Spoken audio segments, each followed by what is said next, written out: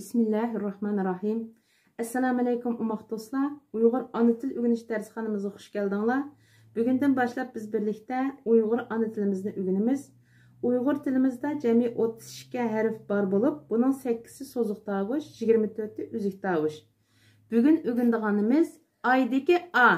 Aydaki A.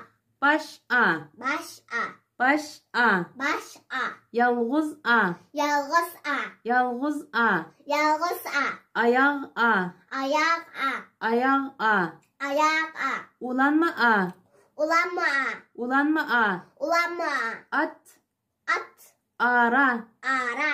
Alma. Alma. Ün alğu. Un alğu. Öğrenip aldыңlarmı? Kiçik dostlar, defteringlarga bu A harfining 4 xil shaklini 5 qitimdan yezib chiqinglar.